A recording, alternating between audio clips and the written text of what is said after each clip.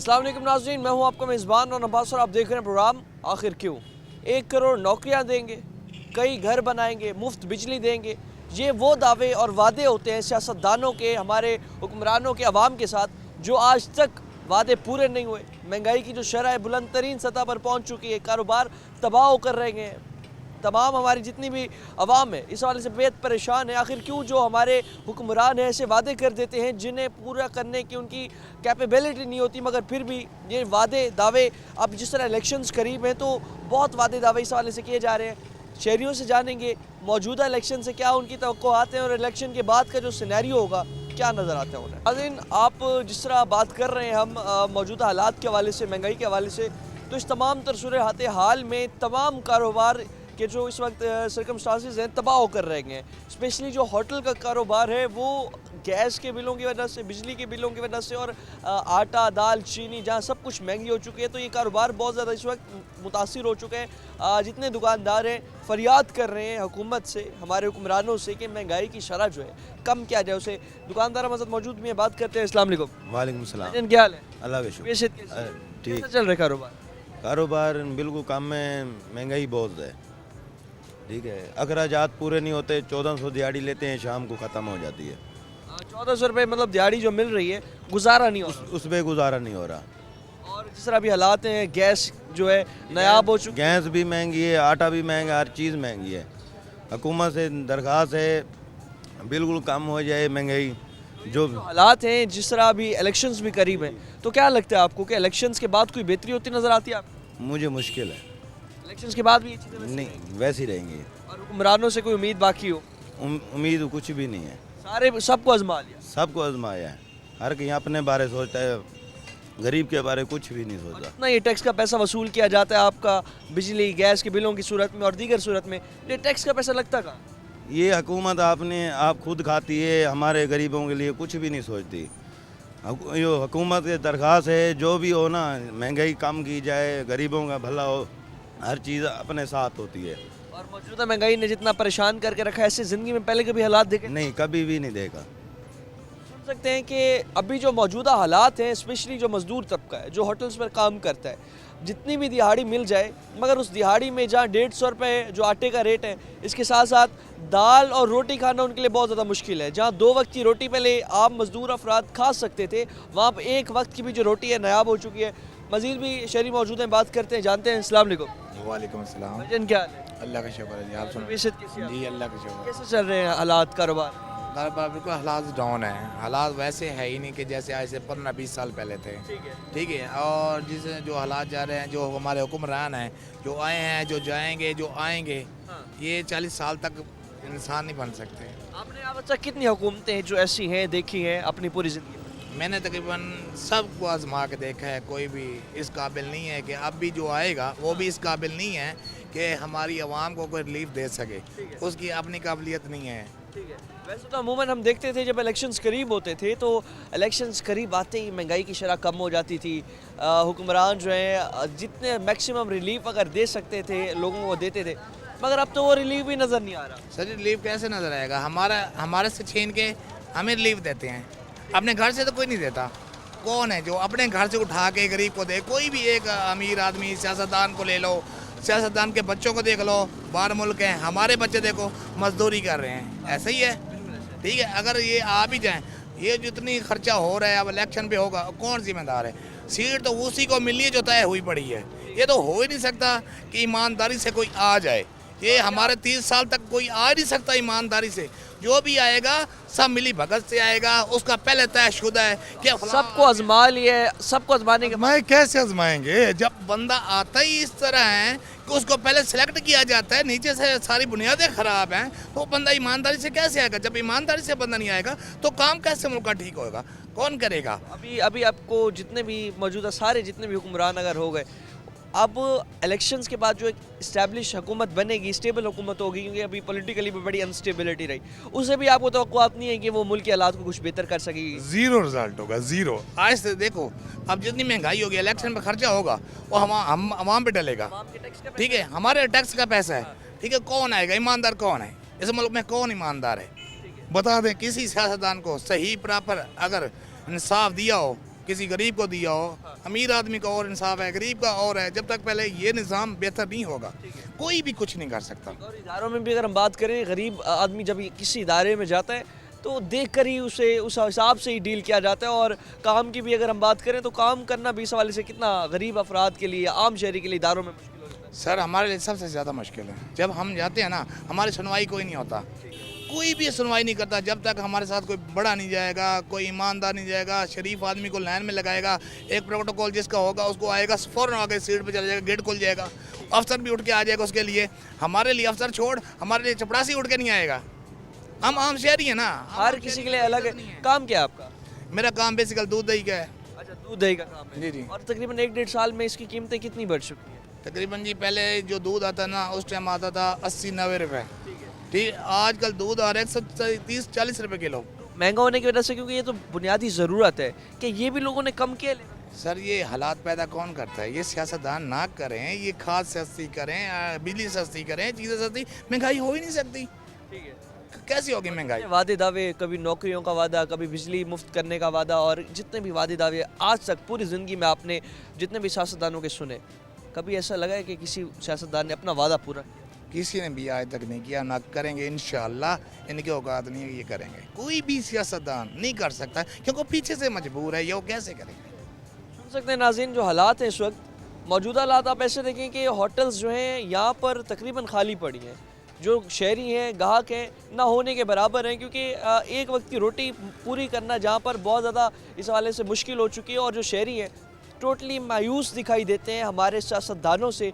और अब जिस तरह गुज़िश्ता 1-1.5 साल से पॉलिटिकली अनस्टेबल रहे हमारे मुल्क के हालात, तो अब जिस तरह आगे जाकर इलेक्शंस के बाद पॉलिटिकली कुछ स्टेबिलिटी आने के इम्कान है, मगर जो अवाम है उसे बिल्कुल भी तवक्कुआत नहीं है मौजूदा हुक्मरानों से या आने वाले हुक्मरानों से कि वो मुल्क के हालात ठीक कर पाएंगे, रोज़गार के मौके बढ़ा पाएंगे। और रोज़गार की भी अगर हम बात करें तो मौजूदा हालात में जो नौजवान हैं, जिनने आला तालीम याफ्ता नौजवान का बहुत ज़्यादा कैपेबल होते हैं, बहुत पोटेंशियल रखते हैं, वो भी मुल्क छोड़ने का सोच रहे हैं, मुल्क में रह नहीं सकते, क्योंकि जब रोज़गार ना हो, जब उन्हें जॉब करने के लिए अपॉर्चुनिटीज़ ना हो, तो इस मौजूदा हालात में वो मुल्क छोड़ने का सोचते हैं। अब कुछ नौजवानों से भी बात करते हैं, जानते हैं कि उनके क्या हालात हैं मौजूदा इस सिनेरियो में, और इसके साथ साथ आने वाली हुकूमत से उन्हें क्या तवक्कुआत हैं। वक्त एक शॉर्ट ब्रेक, हमारे साथ रहिएगा।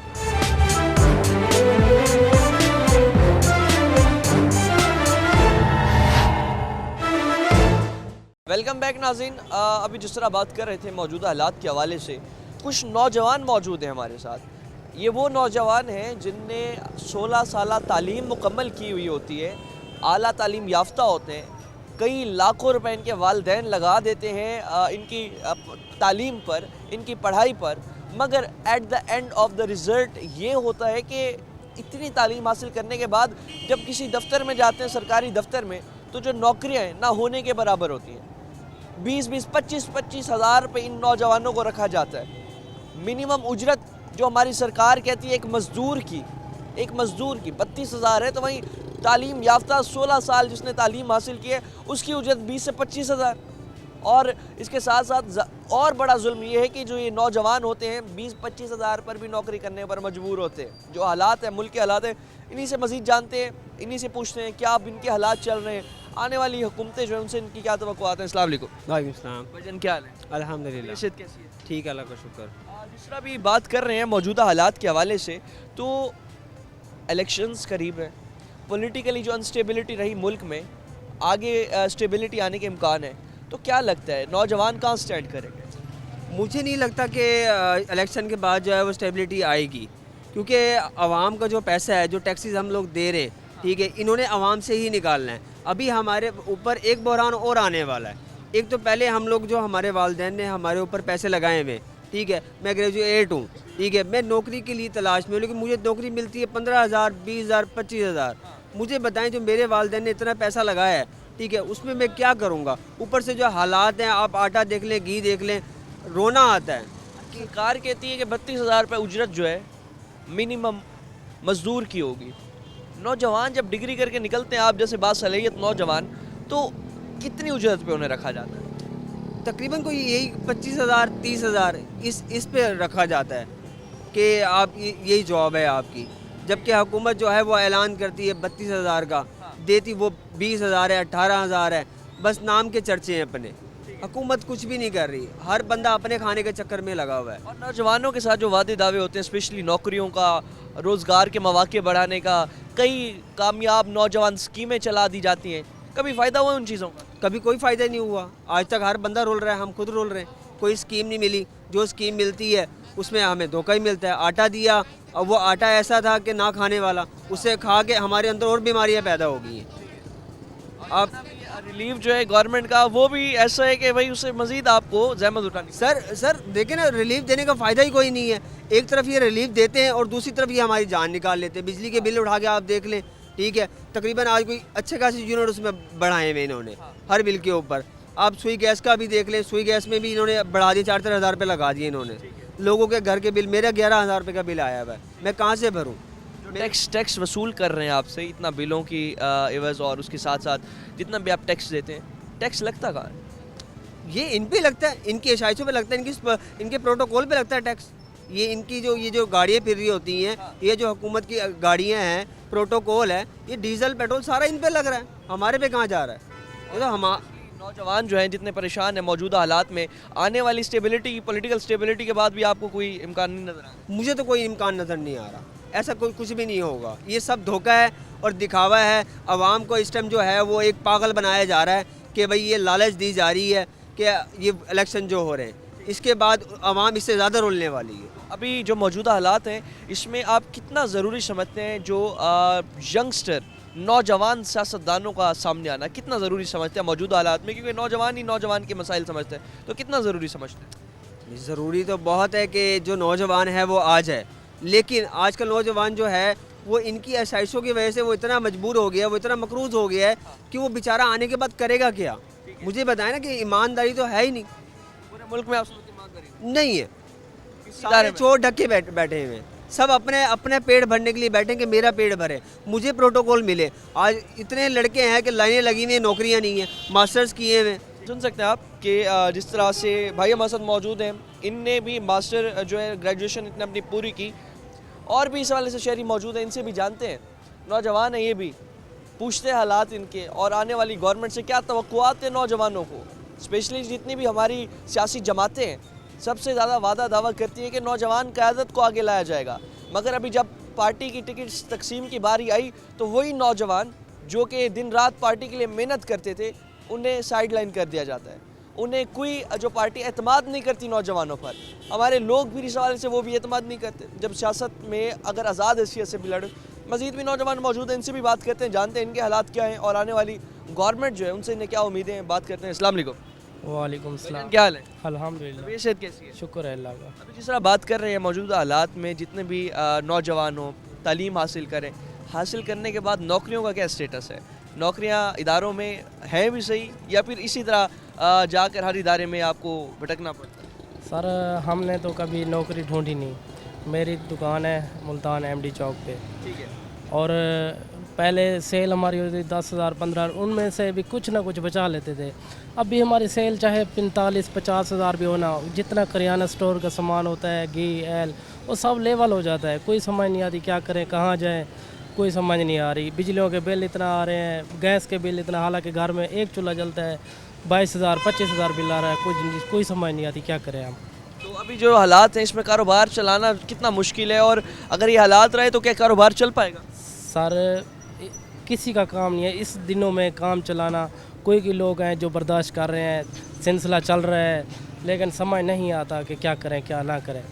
सिर्फ घर का सर्कट है, चल रहा है बस। आने वाली जो हुकूमत है उससे कोई उम्मीदें हैं आपको जब पॉलिटिकली कुछ स्टेबल होंगे हालात? क्योंकि मुल्क की जो सियासी हालात हैं बड़े पेचीदा रहे गुज़िश्ता 1-1.5 साल से, तो जब कोई सियासी जमात आएगी अब इलेक्शंस के बाद, कोई उम्मीद नज़र आती है आपको बेहतरी की? सर हम तो यही कहते हैं जो भी है अच्छाई करे, किसी के कहने बुरा तो किसी को नहीं कहना चाहिए, लेकिन हम यही कहते हैं जो भी है अच्छाई करे। हर मुसलमान गली गली में रो रहा है, हर कोई परेशान है, जिनके 5-5 10-10 बच्चे हैं घर पे वो कितने परेशान हैं। हम अपनी तरफ से कहते हैं कि हम खुद परेशान हैं, बहुत ज़्यादा परेशान हैं, हम नहीं सरकट चला पा रहे, बहुत परेशान हैं हम।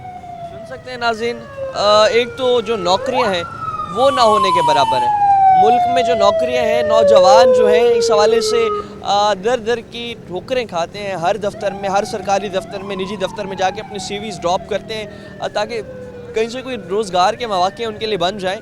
अगर इससे हट के अभी एक और नौजवान हमारे साथ मौजूद थे, आपने देखा कि किस तरह से ये अपना काम चला रहे हैं, अपनी होटल का काम कर रहे हैं, मगर जो मौजूदा हालात हैं, ये होटलिंग करना, कोई बिज़नेस करना, ये भी बहुत ज़्यादा इस हवाले से मुश्किल हो चुका है नौजवानों के लिए स्पेशली। तो मौजूदा हालात जो हैं इसमें अब लोग जो हैं इस वक्त टोटली जो है आने वाली गवर्नमेंट से एक्सपेक्ट कर रहे हैं कि महंगाई को कंट्रोल करेगी और इसके साथ साथ शरह जो महंगाई की उसे कम किया जाएगा, बेहतरी लाई जाएगी। मज़ीद भी लोगों से बात करते हैं, वक्त एक शॉर्ट ब्रेक का, हमारे साथ रहेगा।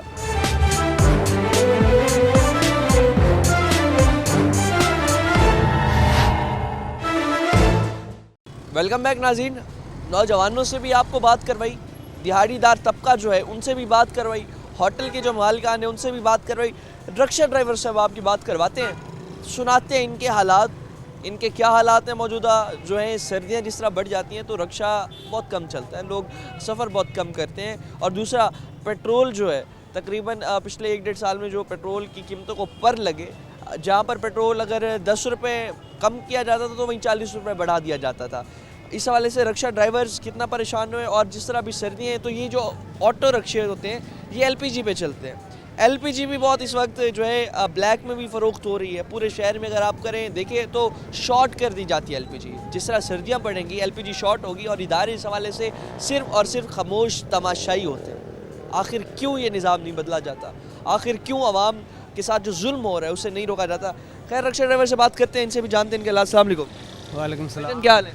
ठीक ठाक जनाब। तबीयत सेहत कैसी है? शुक्र अल्हम्दुलिल्लाह। कितनी सवारियाँ लग गई आज पूरे दिन में? बस पूरे दिन में तो ऐसा ही है, 600-700 रुपये बनता है बड़ा औखा, क्योंकि सर्दी है, दिन भी छोटे हैं, ऊपर की वजह से गैस भी बड़ी महंगी हुई पड़ी है। किस तरह मिल रही है, किस तरह किलो मिल रही है? ये मिल रही है 290, 300, कोई 280 दे रहा है। आपको इसका सरकारी रेट पता है? सरकारी रेट क्या है? सरकारी नहीं पता इसका कितना है। 254 रुपये। 254। अब ब्लैक में बिक रही है 50 रुपये आपको जो इजाफी जो माफिया के हाथों आप लुटा देते हैं, तो इस हवाले से क्या कहें? ये तो गवर्नमेंट को चाहिए, वजीर आला को चाहिए एक्शन ले। गवर्नमेंट का काम है ना ये छाप। जिस तरह गवर्नमेंट की भी बात कर रहे हैं, पॉलिटिकली जो हालात हैं हमारे सियासी तौर पर बड़े अनस्टेबल रहे गुज़िश्ता 1-1.5 साल से। अब जो गवर्नमेंट आएगी इलेक्शंस के बाद, क्या उससे उम्मीदें हैं आपको कोई हालात बेहतर करेगी? जी उम्मीद तो बहुत है, इंशाल्लाह जो भी आए इंशाल्लाह बेहतर हो जाएंगे इंशाल्लाह। और अभी जो मौजूदा हालात हैं स्पेशली रिक्शा ड्राइवर्स के कैसे चल रहे हैं और निज़ाम घर का कैसे चल रहा है? वो तो अल्लाह ताला ही चला रहा है जी, चलाने वाला चला रहा है, अल्लाह ताला चला रहा है, गुजारा हो जाता है बस।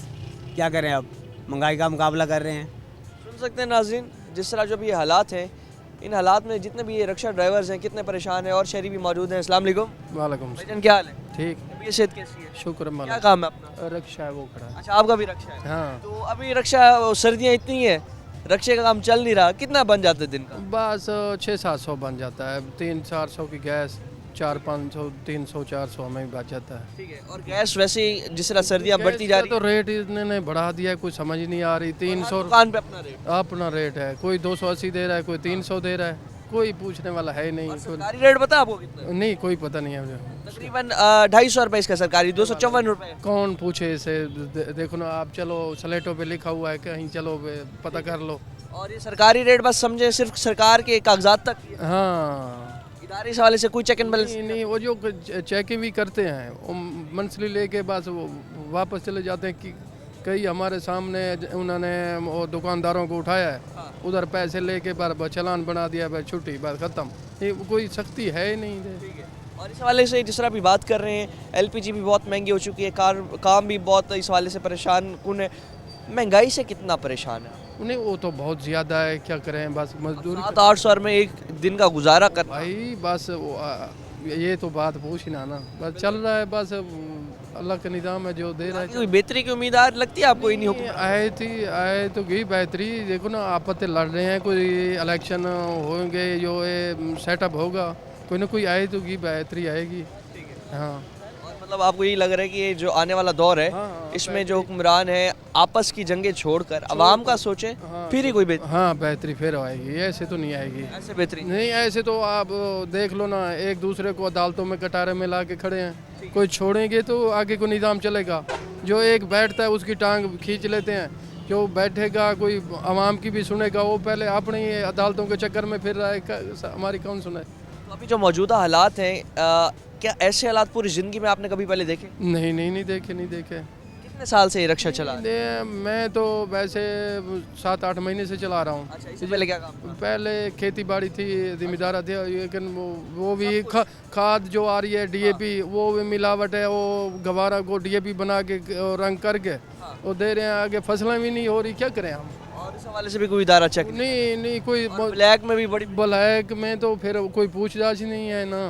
सुबह का रेट कुछ होता है भाई, सुबह का कोई शाम को और रेट देता है, पर्ची भी नहीं देते, कहते हैं ले जाओ नहीं तो पर्ची भी नहीं है, कोई पूछने वाला है ही नहीं। कोई पूछने वाला नहीं है। बहुत शुक्रिया आपका। जिस तरह भी बात कर रहे हैं हालात के हवाले से, तो आप देखें कि मौजूदा हालात में इस वक्त सब लोग यही कह रहे हैं कि कोई इदारा नहीं है जो लोगों को रिलीफ देने में मुतहरिक हो।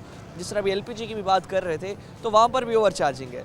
कई ऐसी जगह हैं जहाँ पर एलपीजी जो है और इसके अलावा दीगर चीज़ें हैं, ओवर चार्जिंग के बाइस जो इदारे हैं वो खामोश तमाशाई है, कोई चेक एंड बैलेंस नहीं रखा जा रहा है इस पर। और शहरी मौजूद है नौजवान। अस्सलाम वालेकुम। वालेकुम सलाम। क्या हाल है? शुक्र है मालिक। कैसे हैं? तबीयत सेहत कैसी है? शुक्र क्या अल्हम्दुलिल्लाह। काम है अपना?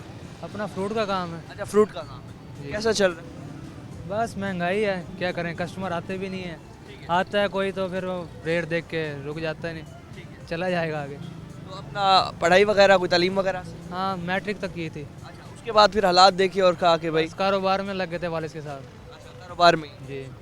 तो अभी जो मौजूदा हालात हैं इसमें कोई आगे बेहतरी नज़र आती है कोई सियासी तौर पर? क्योंकि अनस्टेबिलिटी जो रही है गुज़िश्ता 1-1.5 साल से, अब इलेक्शन के बाद कोई बेहतरी होती नज़र आती है? मुश्किल है, इमरान से उम्मीद नहीं।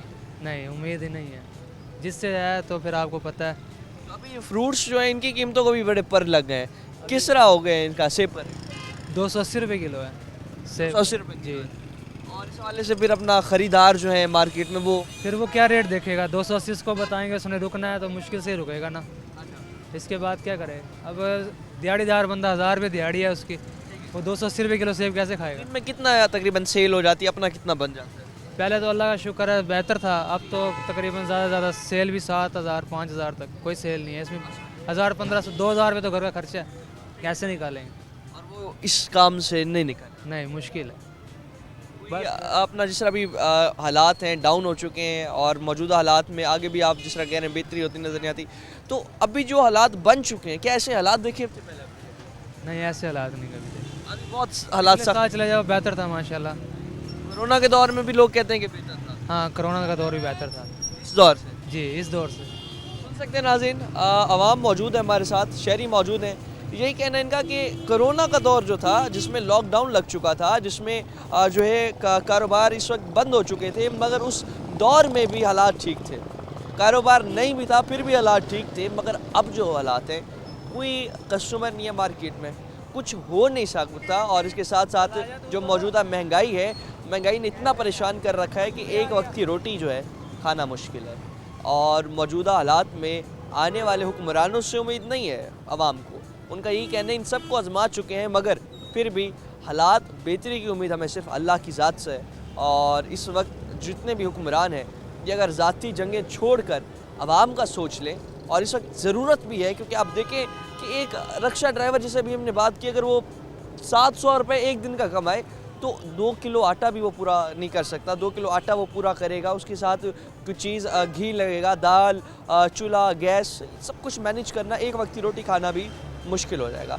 मज़ीद भी लोगों से बात करते हैं मौजूदा हालात के हवाले से और क्या उन्हें उम्मीदें हैं सियासतदानों से, वो भी आपको उन्हीं की ज़ुबानी सुनवाते हैं। लेकिन वक्त तो एक शॉर्ट ब्रेक का, हमारे साथ रहेगा।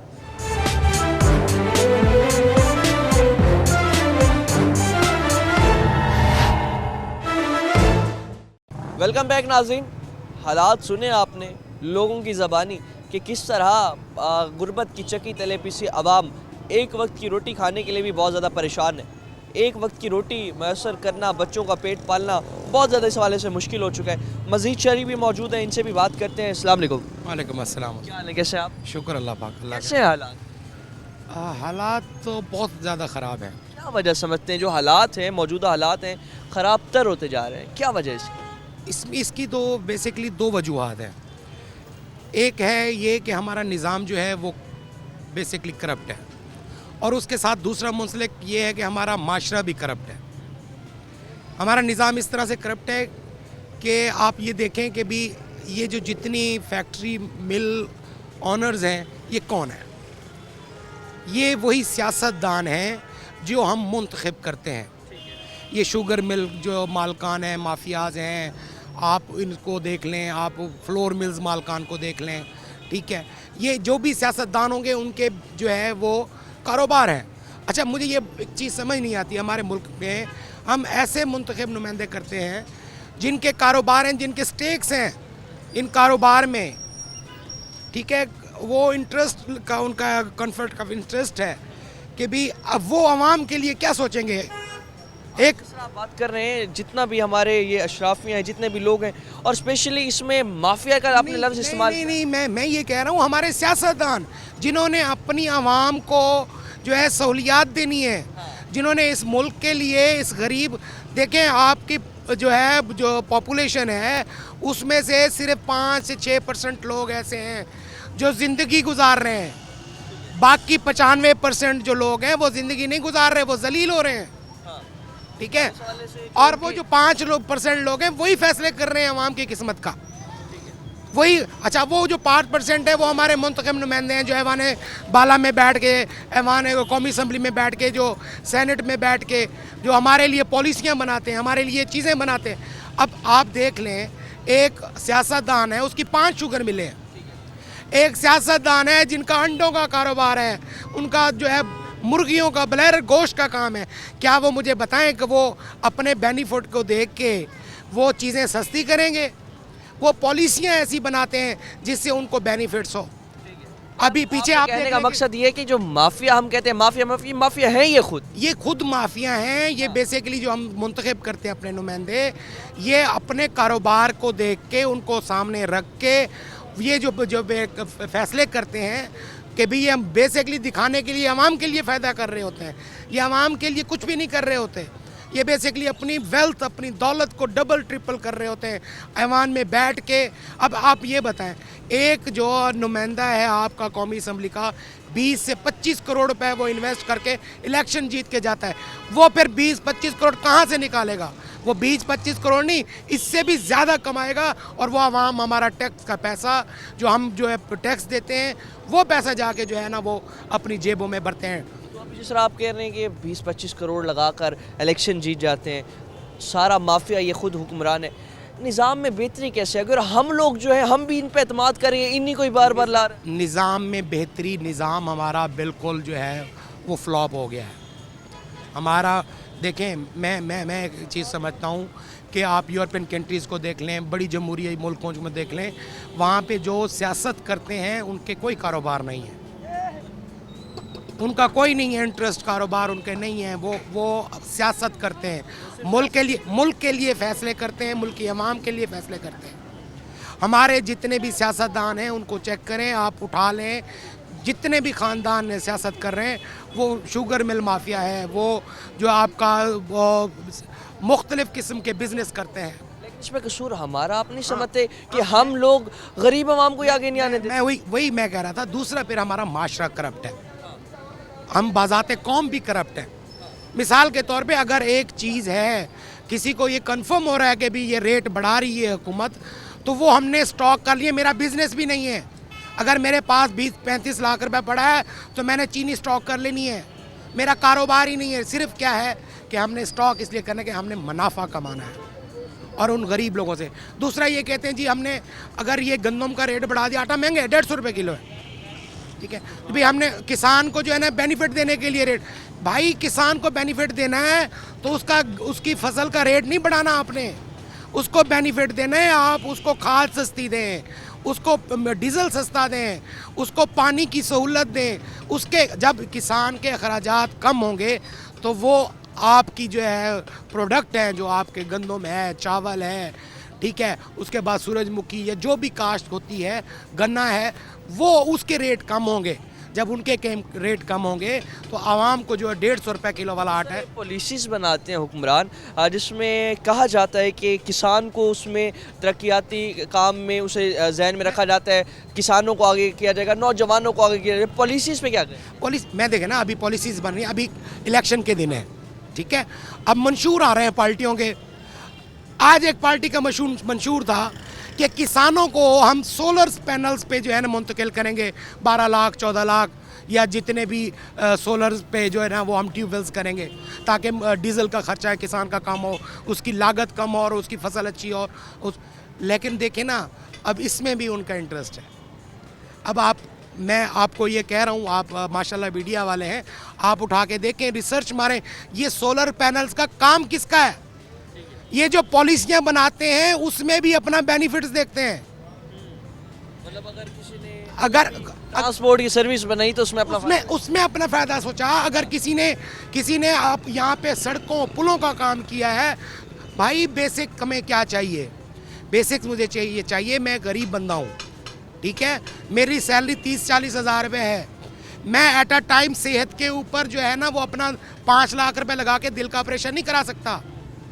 मुझे सेहत की ऐसी, यहाँ पे देखें एक बेड पे 4-4 बच्चे पड़े हैं, चले निश्तर इधर सिविल अस्पताल, चिल्ड्रन अस्पताल में, हमारे पास एमरजेंसी जो है मरीज़ों के लिए जो है ना वो सेहत की सहूलत नहीं है, ठीक है।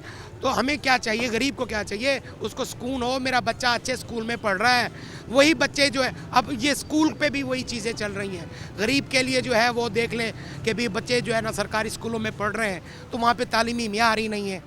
इसीलिए जो दूसरा माशरा है हमारे वो जो लोग हैं जिन्होंने अब तालीम को कारोबार बनाया हुआ है। लिटरेसी रेट की बात करते हैं, लिटरेसी रेट बढ़ाने की बात करते हैं, मगर लिटरेसी रेट इनकी पॉलिसीज़ की वजह से पॉलिसी नहीं, कहने का मतलब ये है कि अगर इनकी तवज्जो आवाम के ऊपर हो कि उनकी सेहत पे, उनकी तालीम पे, ठीक है, इनकी ये तवज्जो है ही नहीं, ठीक है। अब तालीम जो है वो जो अब schooling system, college, university, private लोग इसमें बैठे हैं, कारोबार करके बैठ रहे हैं। अब कुछ सियासतदान ऐसे जो हैं और ऐसे हैं कि भी वो सिर्फ एक चेन है उनकी, स्कूलों की, कॉलेजों की चेन है, यूनिवर्सिटियों की चेन है, वो भी बिजनेस, वो जो है सियासत में बैठे हैं। तो आखिर में ये बताइएगा, इलेक्शंस करीब हैं, पॉलिटिकली अनस्टेबिलिटी रही गुज़श्ता 1-1.5 साल में, अब जो आने वाला दौर है इलेक्शंस के बाद कोई बेहतरी देखते हैं? देखें, बात पता है क्या है, जब तक हम बज़ाते कौम ठीक नहीं होते और जब हम आप ये वो कहते हैं ना कि भी जैसी आवाम होगी वैसे उनके नुमाइंदे होंगे। हमें पहले अपने आप को ठीक करना है, हम अपने आप को ठीक करेंगे। अब देखें, अगर सारी सिचुएशन को देखें, हमारी जो ब्यूरोक्रेसी है, डिस्ट्रिक्ट के जो हमारे डीसीज हैं और प्राइस कंट्रोल मजिस्ट्रेट्स हैं, अगर ये मंडियों में जाके रेट कंट्रोल करें, वहाँ से जो आपकी दुकानों पे रेट आएँ, वहाँ पे रेट कंट्रोल हो तो महंगाई कंट्रोल हो सकती है। लेकिन आप ये कह रहे हैं कि भी आने वाले जो हुकूमत है वो हमारे लिए क्या कर सकती है। अभी तक मेरी नज़र में पाकिस्तान की जो माशी हालत है वो इनके कंट्रोल में नहीं है। डॉलर का रेट जो है 283 रुपये रेट खड़ा है, ठीक है, हमारे पैसे की कदर कम हो रही है। हमारे मुल्क के ब्यूरोक्रेट, सियासतदान, बहुत सारे बड़े बड़े लोग दुबई में अरबों रुपए की प्रॉपर्टीज़ ले रहे हैं, ठीक, उनका इंटरेस्ट ही पाकिस्तान नहीं है। जब तक हमारी ब्यूरोक्रेसी ठीक नहीं होती, इम्प्लीमेंट नहीं होता, कानून नहीं बनते, उस पर इम्प्लीमेंट नहीं होता, हमारी मंडियों में जाके वहाँ पे जो है वो वॉश नहीं करते, वहाँ पे कंट्रोल नहीं करते, मंडियों से बाहर आके रेट्स नहीं, तब जाके हमारे माशरे में ये है कि महंगाई कम हो सकती है। लेकिन मुझे कोई उम्मीद नहीं है, कि उम्मीद तो रखनी चाहिए अच्छे की, लेकिन हमें उम्मीद नज़र नहीं आ रही कि भी आने वाली हुकूमत चाहे किसी की भी हो, चाहे नून की हो, पीटीआई, पीपल्स पार्टी, किसी की भी हो, ये दावे ज़रूर हैं कि आवाम के लिए हम सोच रहे हैं, उनके जो है उनके मंशूर पेश करें, कुछ हो नहीं रहा और ना ही मुझे लगता है कि कुछ होगा। जब तक हम सियासतदान हमारे ठीक नहीं होते, बल्कि ठीक क्या होंगे, जब तक वो लोग हम मुंतखब नहीं करेंगे जिनके यहाँ पे कारोबार हैं, ये जो बिजनेसमैन हैं, ये उस वक्त तक हम कभी भी कामयाब नहीं हो सकते। जिनका कोई बेनिफिट नहीं है वो आवाम के लिए काम करेंगे, ना कि अपने बेनिफिट के लिए काम क्या करेंगे। नाम है सर आपका? सजाद सोलंकी। बहुत प्यारी बात की आपने, और बिल्कुल सारी आवाम जितने शहरी हैं सबका यही कहना है कि अशराफिया, माफिया, ये जितना भी हम लफ्ज़ इस्तेमाल करते हैं यही लोग खुद होते हैं, सारे हुक्मरान खुद होते हैं। और यही जो हुक्मरान हैं जो कि बाज़ारन हमें कहते हैं कि हम जो आवाम है, हमारे जितना लोअर तबका है, मज़दूर तबका है, दिहाड़ीदार तबका है, नौजवान तबका है, कोई भी तबका हो, उनकी वेलफेयर के लिए काम करेंगे, उनकी फलाह बहबूद के लिए काम करेंगे। मगर हुकूमत में आने के बाद यही हुक्मरान अपनी जेबें भरते हैं, अपने जो उल्लू है उसे सीधा करते हैं, और इसके साथ साथ जो हुक्मरान हैं वो ऐसी महंगाई कर देते हैं कि उस गुर्बत की चक्की तले पिसी आवाम के जो हालात हैं वो आपके सामने थे। आवाम जो है ना हेल्थ की फैसिलिटीज़, ना एजुकेशन की फैसिलिटीज़, कोई फैसिलिटी भी ऐसी नहीं है जिसे कहा जा सके कि हमारे मुल्क में गवर्नमेंट की तरफ से आवाम को ये रिलीफ या ये फैसिलिटी दी जा रही है। मज़ीद भी अवामी मुश्किलात टीम आखिर क्यों आपके सामने रखेगी। फ़िलहाल के अपने मेज़बान और नवाज़ को दीजिए इजाज़त। अल्लाह ने के बाद।